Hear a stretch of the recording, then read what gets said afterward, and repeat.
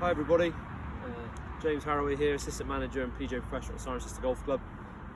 Hope this video finds you well. Just want to spend a couple of minutes talking about the 4th and 18th here at Cirencester. I know they're two holes that divide opinion, but I think everyone will agree they're two very strong par 4s, whether you play early or late in the round.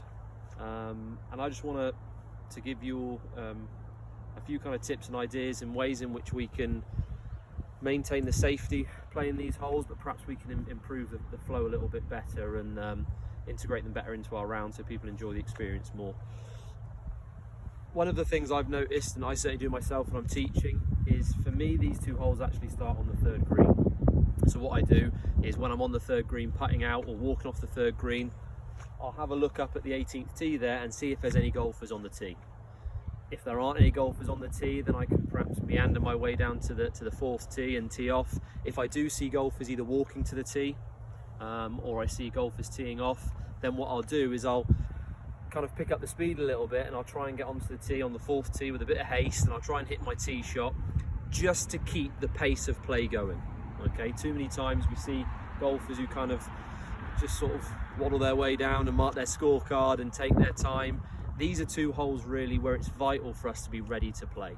I'm not saying they're two holes we have to run down and complete them in seconds, but they're two holes where golfers must be aware of other golfers playing the other holes, and a good way to start is on that 3rd green. Another bit of advice is where to wait. I just chatted to Rich Lewis earlier, who said that when he first played this hole you could wait at the start of the fairway. With technology in this day and age, my advice is to wait level with that ladies' 4th tee. Not everyone hits the ball a colossal distance, but we do have golfers who hit it 300 yards and plus, and whether they're playing from the yellows or the whites, their tee shots can run through the fairway, so if we don't wait in the right area it can be dangerous. And signals are vital as well, and when I say signals, if you're on this fairway and you want the golfers to play down, simply signal to them. Or the opposite, if you want them to hold their position, then simply put your hand up and ask them to wait.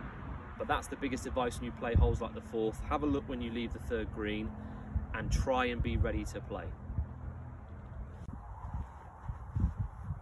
Here I am now on the men's 18th white tee here at Cirencester.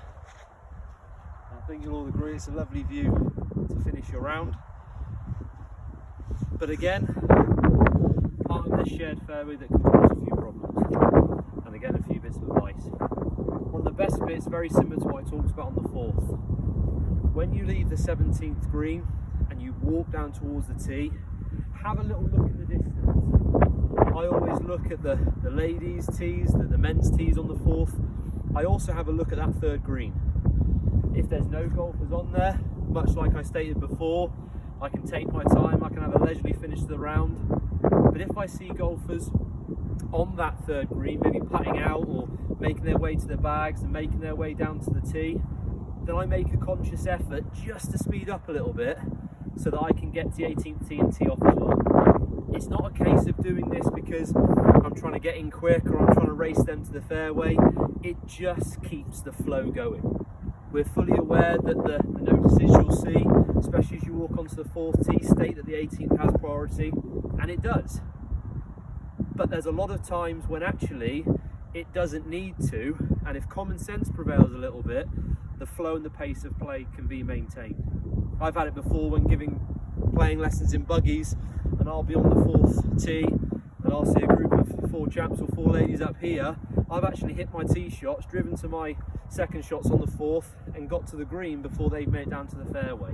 And it's not that I haven't kept with the rules, all I've done is try to maintain the pace of play. Another thing is, I think you all agree, it's quite a vast area of land you're hitting into. It's quite a wide fairway and a wide hitting area. A lot of the lost balls perhaps or the issues with timing can come from longer golfers. Those of you that hit the ball longer can hit the ball a little more offline. So my advice is to be vigilant and always play provisional balls. Some people aren't aware that no matter where your golf ball goes, if you declare the second ball you hit a provisional, it doesn't mean that first one is lost. You have 3 minutes to look for your golf ball. And again, I'd like to reiterate that to you, you have 3 minutes. It's not a long time. Some of the issues sometimes that cause the backlog is when people aren't playing provisionals, or perhaps sometimes where people are taking longer than 3 minutes to look for their golf ball. Okay, and again, finally from me, regards waiting, one of the best places to wait on this hole is to wait at the bottom of the hill, just at the end of the path. From there, you can clearly see lady golfers on the fourth tee. You can clearly see the men, and it's a good way for us to make sure that we maintain the safety when playing both the 4th and 18th holes. Ladies and gentlemen, thank you for watching. Hope to see you up the club again very, very soon, and everybody take care and stay safe.